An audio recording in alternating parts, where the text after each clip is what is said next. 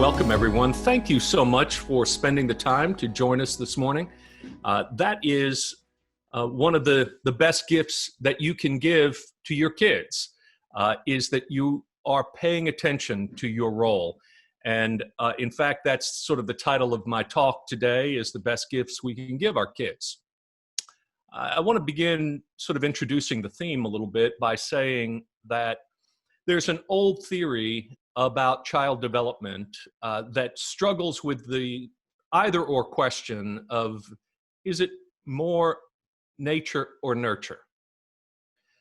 Nature, of course, is something that we can all observe because we see that when we have more than one child, especially, they come from the same place, but they have different gifts, different ways in which they know themselves, carry themselves. Their genetic markers are different, and so there's there's just a different orientation to life. Now, most of the time that's neutral in the sense that people are more this way or that, but some of the time I do want to say there's significant challenges related to that. So the Grant Halliburton Foundation, for instance, deals with mental illness, of course, and mental illness is often a product of biology, that is nature, not nurture.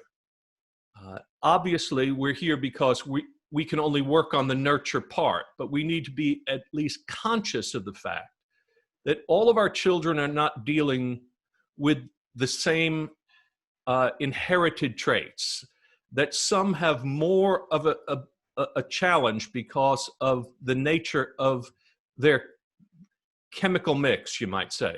And so to a certain degree, part of what we're going to talk about is being sensitive and aware of who each of your children is.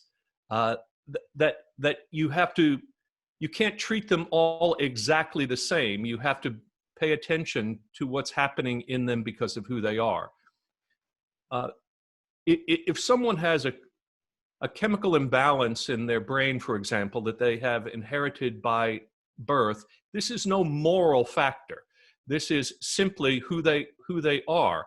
And we certainly recognize that some children are born right-handed and some are born left-handed. Some are born with cleft lips, cleft palates, and you know, this is just the way they come out. We have no problem, of course, recognizing that and dealing with it medically and scientifically.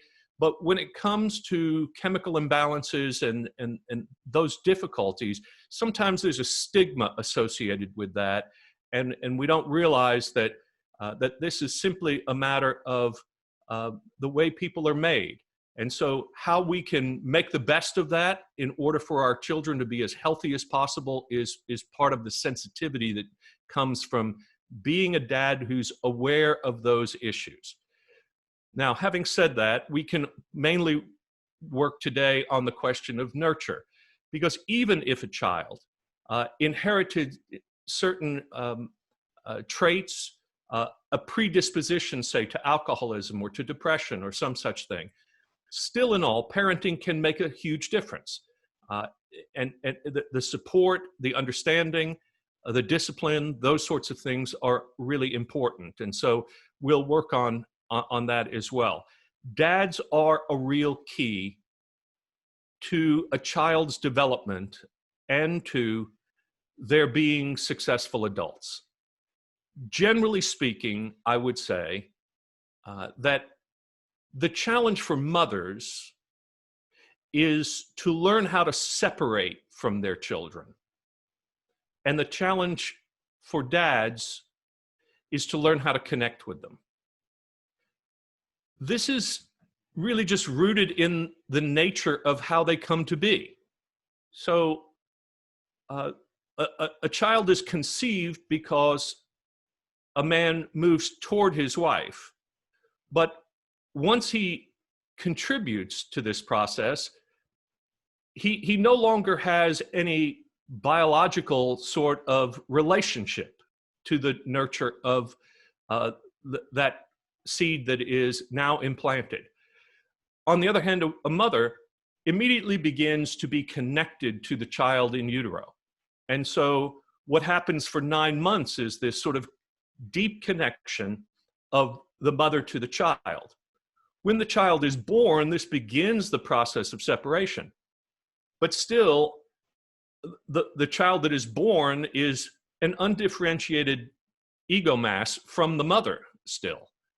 And there has to be this growing differentiation between mother and child. The nursing process continues to create closeness. There has to be a weaning process where the child moves away from the mother, in a sense, and learns to be over against the mother. From the beginning of birth, if the father is moving toward the child and the mother is increasingly letting the child go, there is this healthy balance. But if the mother is holding on to the child and the father doesn't move to be a partner in this case, then there's a failure for that balance to take place in parenting. And so I'm going to say that today what we're talking about is how can dads contribute to this process of moving toward their children, not in an overbearing way, but in a way that connects and gives certain kinds of gifts to the kids. So here's the first. I think you would expect me as a preacher to say this, but I think it's crucial that you give a gift of faith. Now, if you don't have a faith of your own, let me at least say that what you have to give your kids is a moral foundation to life. But I'm going to go ahead and just make the claim that I believe that the gift of faith itself is an important gift to give. And one of the reasons for that is because when a child is growing up, there is a tendency for that child to look up to his or her dad. Dad can take on an authoritative role that is almost godlike in the child's understanding. To some degree, that's often because of the distance, again, of the child and the father. But it's crucially important if a father gives a gift of faith to the child, part of what that means is you are telling your child that there is a God and you are not God. So you're diverting the attention of the child from you to God, which is to say, whatever authority you have over the child, you're teaching the child that there is an authority over you as well. And that's an important distinction for the child to be able to make. Another thing is that faith itself is a way of looking at the world. It's a way of organizing your vision for the world, a child's way of understanding the world, that the world is filled with wonder, that the world is a gift from God. It is not a given. And that there is a kind of order to it, that it is not random or disordered, that there is a purpose to life. These are things that come from the gift of faith. Faith is really something that you give as a gift, not because you have just passed on knowledge or facts about the Bible, but it is a way of thinking and ordering life that is more caught than taught, which is to say, if you want to give your child the gift of faith, you have to take personal responsibility for your own faith.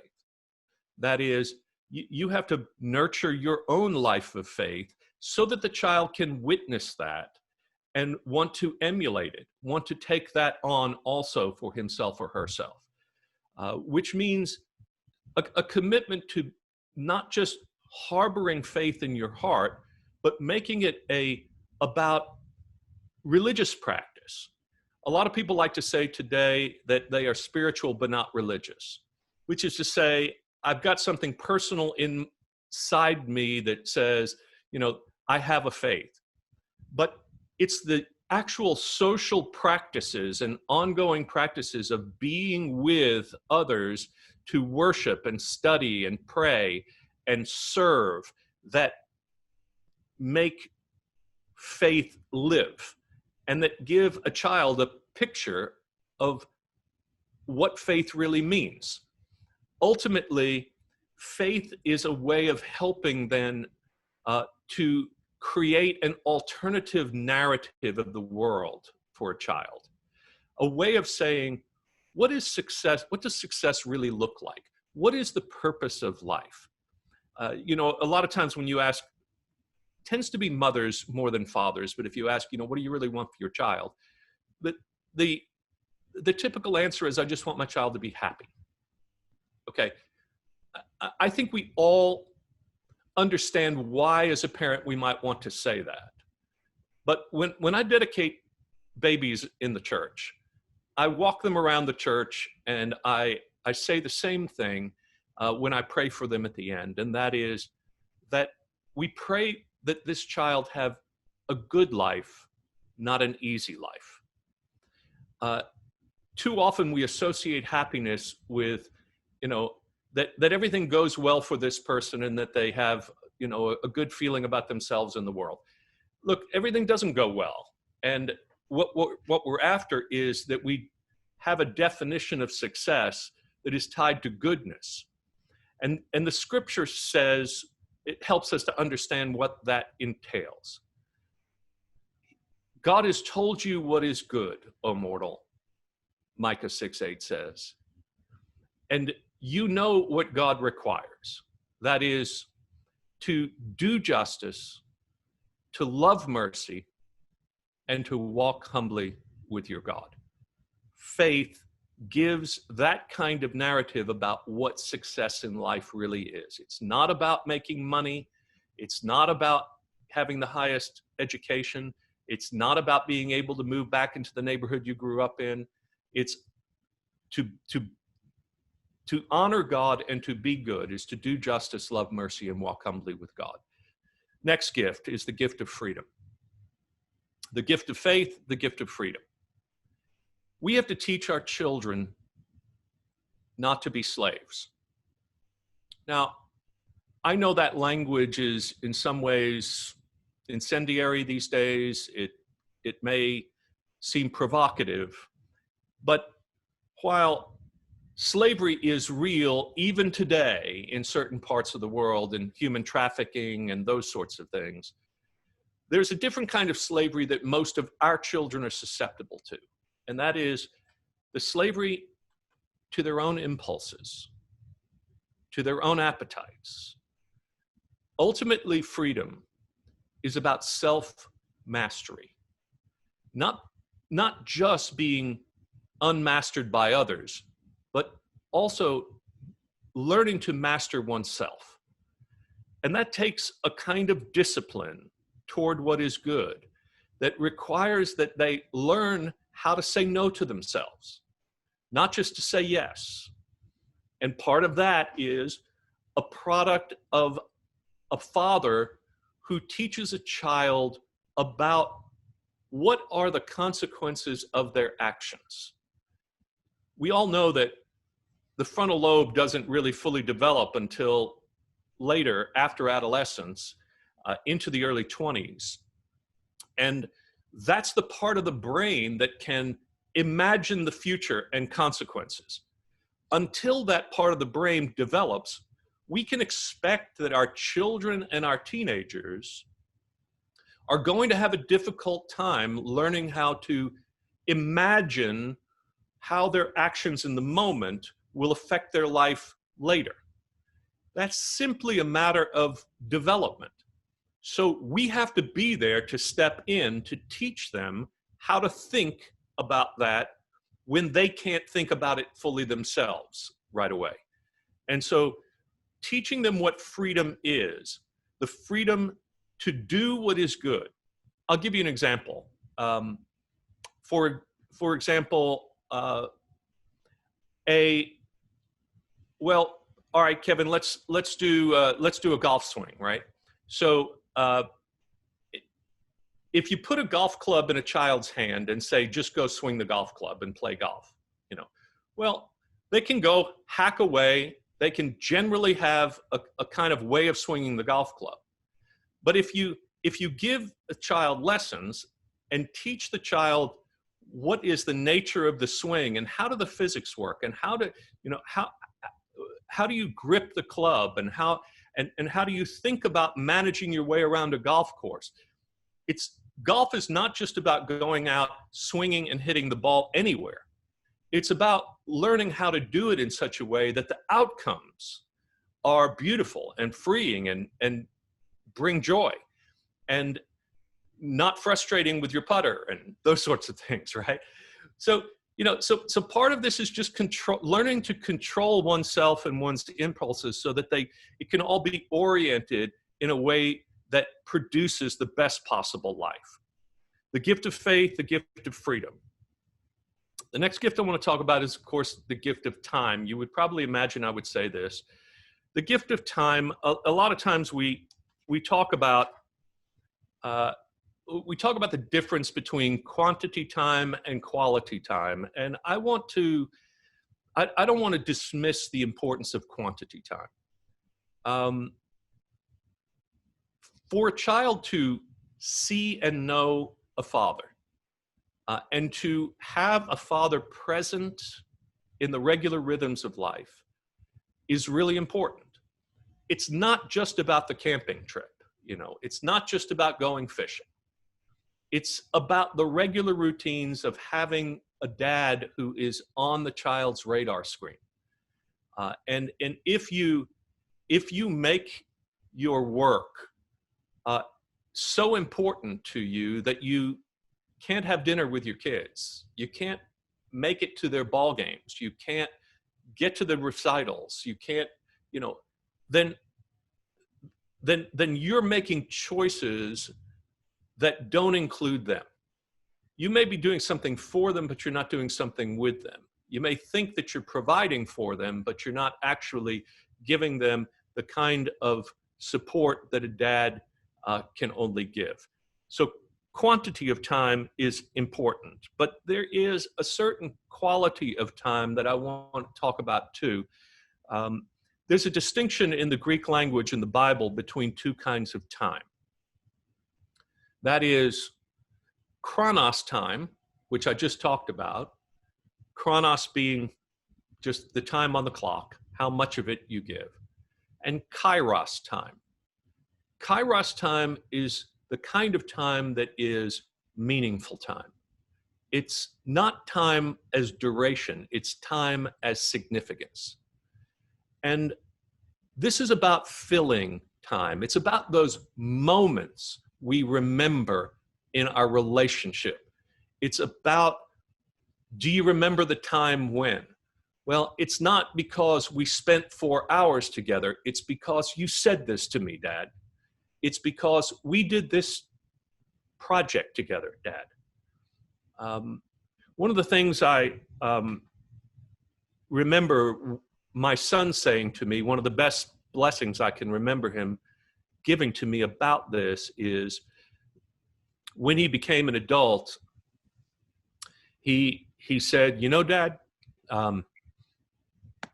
you were busy, but anytime I ever asked you to throw the ball with me, you never said no.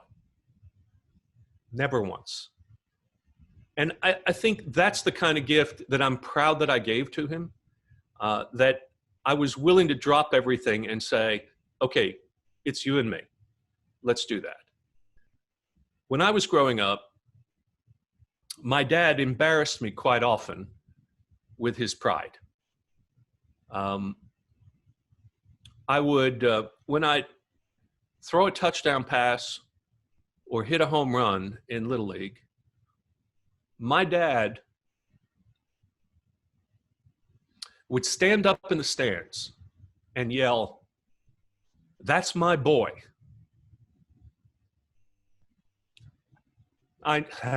Sorry. I knew my dad was proud of me. He was proud to be my dad. He taught me that he was not embarrassed to say so. And that made me believe that I mattered, that I had something worth giving to the world. I think giving your child that pride, that gift of time, of quality time, that fills time with meaning is really important. I do want to give a little caveat to this idea of being proud with respect to your child. I think watching our language a little bit is probably helpful. It's a good thing to say you're proud of your child, but I also think it's worth learning sometimes to say, I'm proud for you. I'm proud with you. That is, what you want is for the child to have a sense of confidence, and you're being there, standing alongside and celebrating the child. Not that the child is doing something in order to evoke pride from you or affirmation from you, so that the child is trying to make you proud, but rather that you are celebrating the success of the child in that way.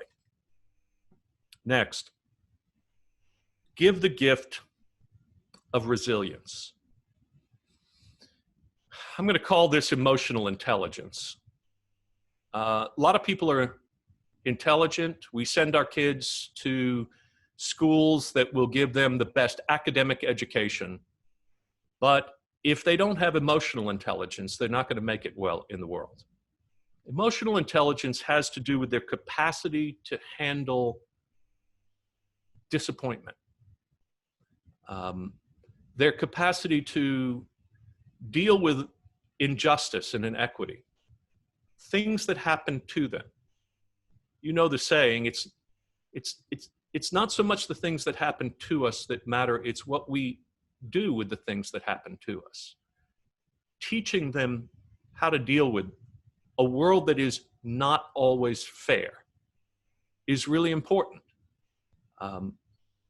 We will all get sick at times. We will all miss out on the team at times. We will all not make the grade or get into the club or whatever the case may be. But are we resilient? Do we know how to fight through? And the way we teach that sort of thing is by not bailing our kids out or blaming the rest of the world every time something happens. There is a kind of sympathy that we can have with the child in disappointment, joining the child in that disappointment, but then asking that child, what are you going to do about it? You have a choice of how you're going to handle this. I'm sad with you, I'm disappointed for you, but now what? What possible new things are opening up for you because this door has closed? Teaching the child that the child has within herself or himself the capacity to think about a new direction, a new way of addressing a problem, teaching problem solving, and not doing it for them, not bailing them out. You know, if your child fails to do homework, they need to bear the consequences of that. It's not the teacher's fault that they got a bad grade. It's probably their own fault. Let them accept the consequences of that. Don't run down and blame the principal for the child's failure to succeed in the classroom or something like that. Instead, teach them to adapt and to be resilient. Next, give the gift of empathy. I think this is now moving into cultural intelligence, social intelligence. Empathy is fundamentally the capacity to see life from inside someone else's skin. What would it be like to be in that person's shoes? How is my life different from that person's life? I would say in looking at the faces on this call, most of us are people who live with certain advantages that other people don't. Right now, we're dealing with the legacy of racism in this country that is tearing us apart.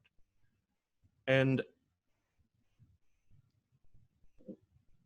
one of the biggest things that we can do to solve this for the generations to come is to teach our children that the world is not defined from within the gated communities of our white privilege. That there are many people who live without the opportunities that we have. And putting them in relationship with people who are less advantaged is really important. A lot of times we organize our lives in such a way as not to have to confront other races, ethnicities, people with less economic advantage or social advantage. And what happens with that is we think we're protecting and promoting and advocating for our kids, but what we're really doing is we're making them less able to live in the world that really is, the world that is coming to be, too. Social cultural intelligence is going to be crucial to success in our children's generation. They're going to work with an increasingly diverse workforce. They're going to live in an increasingly diverse world. And if they don't learn growing up to see and hear life from someone else's perspective, to cooperate, to adapt, to listen, to use their privileges for the sake of the common good, then they're not going to be well suited to succeed in the world, even in business or in law or in medicine or any place else, because this is the world that God is actually calling us to live into, and it's the world that actually is. So I would say part of that is to develop an attitude in our kids that the world is an abundant place. It's not about a scarcity of finite resources. There's enough for everyone to go around, but that means that we also have to be willing to accept a definition of enough. What do we need? The goal is not to have an unlimited share or the greatest possible share of the pie for ourselves at the expense of someone else, but to learn to live in such a way that everyone has a basic participation in prosperity. And using our influence to be able to do that is important. To that end, I have two key things I want to say about this idea of cultural intelligence. And the first is to teach your children to be anti-racist. And I mean this in the boldest possible way. Many of us grew up with the idea that we should not have racial bias in us, but that we are after a colorblind society in which everyone is treated equally. We have never lived in a colorblind society. And in fact, what we have been when we have pretended to be blind to color is we have continued to perpetuate a kind of racism that continues to disadvantage people of color. The best way to have an ultimate world in which color doesn't matter is right now for white people to be committed in their anti-racism, not to be committed to a kind of neutrality that keeps things the way they are. We have to see the humanity in each other, and we have to promote decisions that will correct the injustices that we may not be personally guilty of, but we are responsible for. there is a long legacy of people who look like us having created the conditions under which structurally our society has disadvantaged people of color. We did not sit down in 1937 with our pens and red line maps that then prevented banks from making mortgage loans into Black neighborhoods and prevented them from developing the kind of wealth that white neighbors were able to develop. We didn't do that in 1937. But we are the product of those decisions where the building of wealth, primarily through real estate, was able to send us to college, was able to make us professionals, gave us a head start. Black Americans, on average, have 10% of the net worth of white Americans. That is not because they have a bad work ethic. They have broken families. They have low aspirations. This is primarily the product of a history and legacy of racism that is structural, not attitudinal. And we have to teach our children to undermine that and dismantle it. So anything we do in that respect is important, which means we have to teach our children that it's not okay to participate in stereotype conversations, to make decisions that perpetuate these inequities. We have to teach them otherwise. And that requires some courage, but when we do, it will change their attitudes, it will change their commitments. And the next is gender equality. It is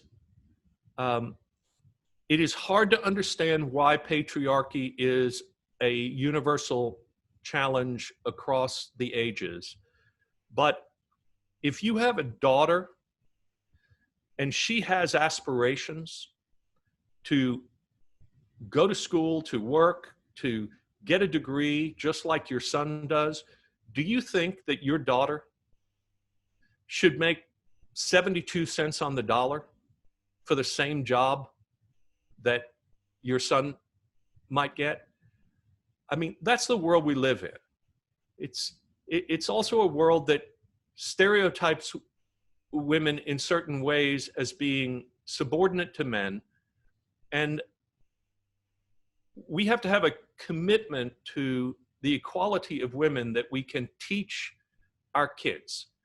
And that begins with the way you treat your wife, their mother. If you treat her as if she is there only to serve you, and that your understanding of what it means to be the head of the home means that you come first and she comes second, that's going to be communicated.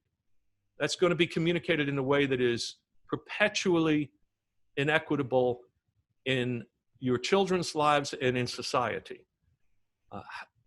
I think part of the gift of cultural intelligence and empathy is to undermine this legacy of patriarchy as well as race. Finally, give your children the gift of critical conversations. I think this is really important.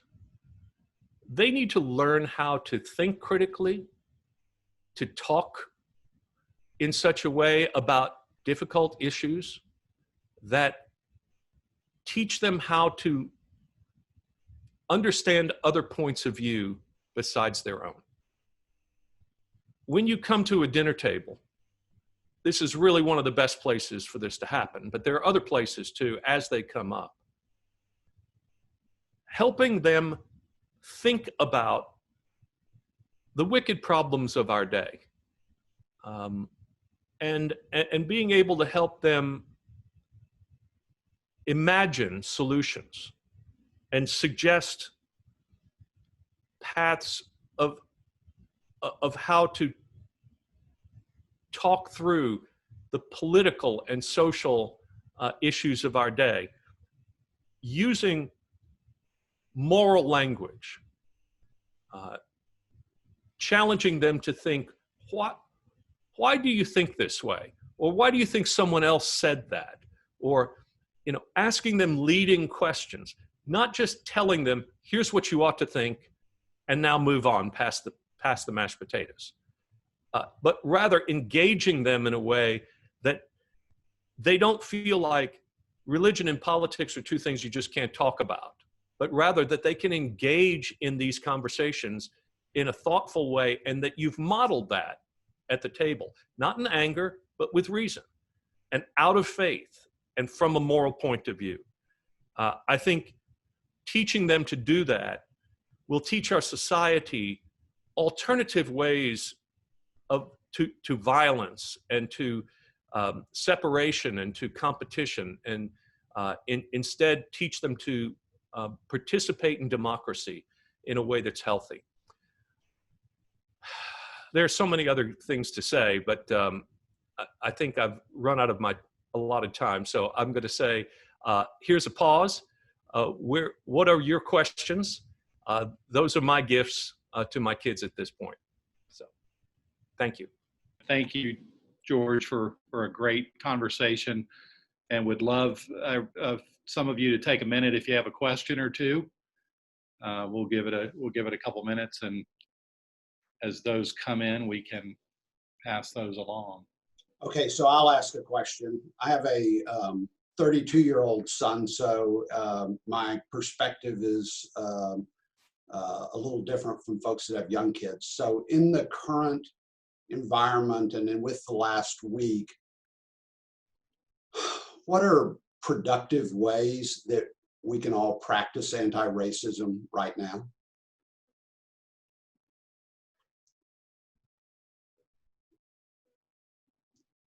So I'm going to start with saying that we can resist the temptation to easy solutions, to easy criticisms. We can recognize that our tendency is always to protect what is the status quo, especially if it benefits us. So being self-aware enough to realize that that's our impulse. If we stop and think about it and say, all right, rather than doing that, let me ask myself, what would it be like to be in the other person's shoes? This goes to the empathy point. So, for example, we have seen protesters who are on the street because of the killing of George Floyd. It is not just the killing of George Floyd. It is a long string of police brutality against people of color. And it is a long history that is pent up in this country. That every time it seems that Black Americans have a chance to make progress, we find a way, either through legal means or through cultural means of application of law, to prevent them from fully experiencing the full benefits of their citizenship. I'm not going to go all the way into that, but recognizing the legitimate pain in the Black community and joining it is one of the ways we can do that. What I think I see mostly from white Americans is a kind of cluelessness about just how bad things are. There's, we look at this policeman with his knee on the neck of George Floyd, and we say, that is clearly terrible, but that is just one bad apple, and we make general sweeping assumptions that police are all generally good and noble people, and they are just infected with a few people that are giving them a bad name. And so hold that one accountable, yes, but don't question the system. Because in our experience, police are our friends. They are there to protect us. They are there to do everything we need them to do. That is not the way it feels in the Black community. If we want to give the benefit of the doubt to police, then we have to give the benefit of the doubt to the protesters too. But what I see happening is the moment violence broke out among a few, among those who were looting and damaging property, the whole issue changed. The whole narrative changed. Now, there was no reason to pay attention to the protesters because they are all lawless. And just bring in the military, just bring in the artillery, just bring in whatever it takes to restore law and order, which feels to the Black community like the white community saying, you know, it's really okay for you to express your anger and grief, but the minute you cross the boundaries of what we think is acceptable, we're going to dismiss all of your concerns because now you can't be heard because a few bad apples did this. Well, that's not the argument we made about the police. We have to be consistent about this. And so I would say, don't let ourselves be derailed by our own position of privilege that we can't see the legitimate concerns that exist in the Black community about things like this.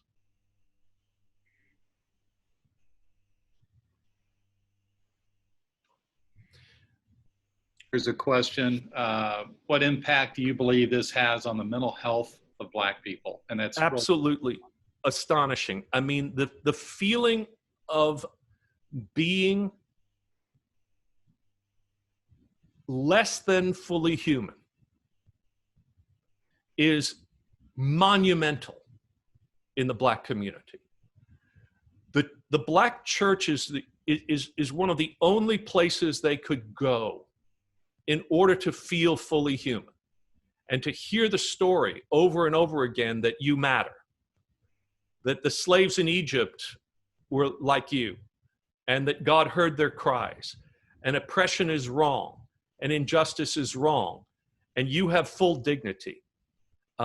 This is the only place that they could get this alternative narrative, but they couldn't get it in the white church, and they still have a hard time getting it in the white church, because the white church is used to promoting law and order in order to maintain the privileges that we enjoy.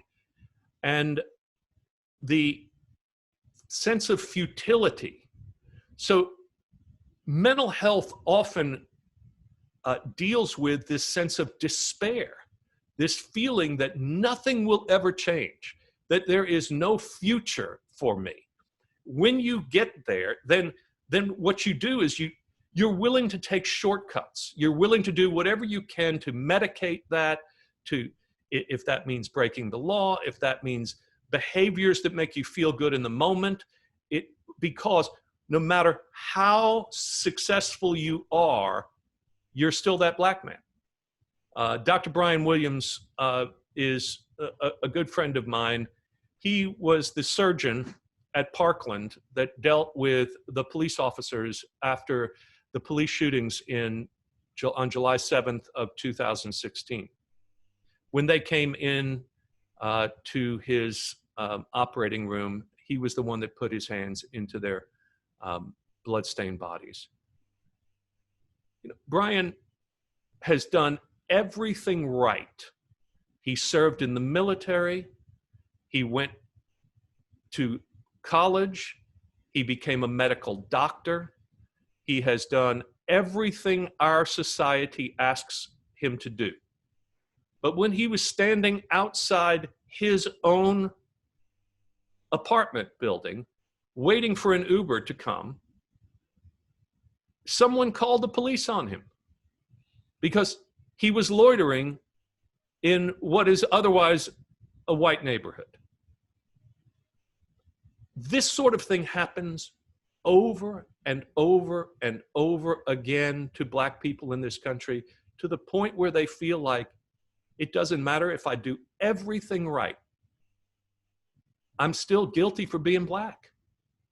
And the despair that that leads to is so frustrating and oppressive that it feels like when you hear them talking about, I can't breathe,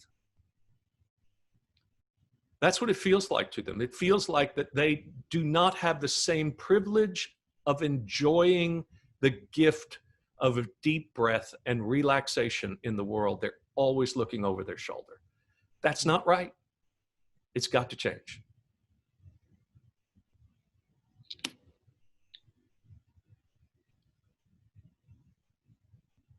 Would you encourage us to take our children and participate in some of the protests that are going on here in Dallas? I would. I absolutely would. My granddaughters went to a protest in San Antonio. They made signs. They walked together as a family. And God loves everyone. Love is the answer, not hate. You know, all those sorts of things. And they had their masks on, and they were there. They were learning to participate in democracy in a way that they could be seen and heard. Obviously, you know, there's no countenancing violence. Violence and looting is obviously undermining the entire project of protest. It gives excuse to people who don't want to hear the minute that happens.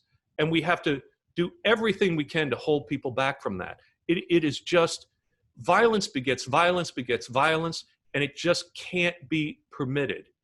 But the thing you have to remember is we have to teach people to listen to the fact that many of the protesters are saying the same thing. They are frustrated. The activists are frustrated. They are not there. We have anarchists out there on the left and the right, and they would like nothing more than to undermine all forms of order and civil society for reasons that are purely selfish and greedy and chaotic. And but it is not the main. It's not the best of white people or black people. But when we put our kids out there with us, what we're doing is we're showing them that. We're teaching them to look at this person on your left and right and see their full humanity in that. So yes, I would. I think that's helpful. And another thing about that, there's a certain amount of risk in life. You know, I think the tendency for us who are white people is we have the choice about whether we're going to care or not care, and it doesn't really impact our everyday lives very much. Black people in this country do not have that choice. They live every single day with the fact that they have to care. They have to be careful, this sort of thing. So what I'm saying here is when we have the courage to care, to step out and to take our place in these situations, even if there is some risk to us, we're also teaching our children that there's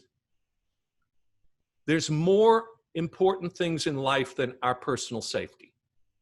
That is, we are teaching them that if you're really going to live, you have to be willing to risk something